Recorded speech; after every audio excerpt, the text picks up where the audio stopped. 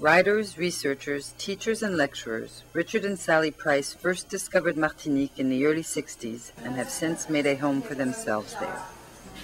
When we first came here, Petit Anse, next cove over, every man was a fisherman.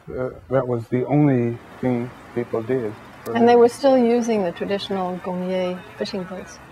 People here welcomed us very warmly, and we formed friendships.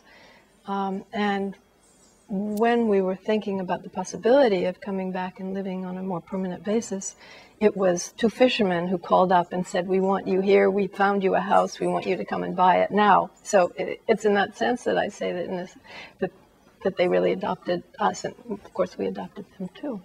We had colleagues in the States who said, "You know, you go to Martinique, you're going to become beach bums. You're never going to do anything productive again." But it's actually been quite the contrary, that there's energy here, there's a feeling of that's very conducive to creative thinking.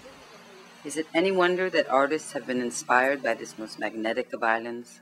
The artist Romer Bearden really loved Martinique. He traveled a lot in the Caribbean, and his favorite island was Martinique. Yeah, this is part of the Martinique series, The Intimacy of Water. He said, if you've never been to the Caribbean, you can't understand how blue can be, or how green can be.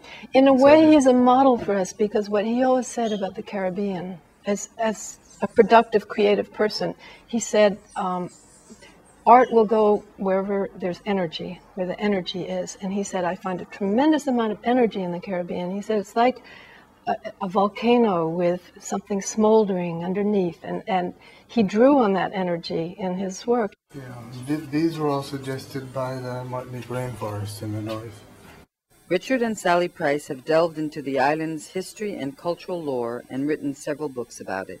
When we have guests, we often show them the little house that Rich has written a book about.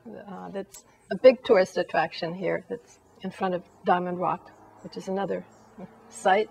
People have more tender feelings about the little house because they remember the man who made it, this man who was sent to the penal colony in French Guiana, and who crafted that house. That's his house. It was built by a Martinique, and it's now been declared a national monument. I did The Convict and the Colonel, which Sally translated into French. That's one of the small ways that we've been able to give something back to Martinique.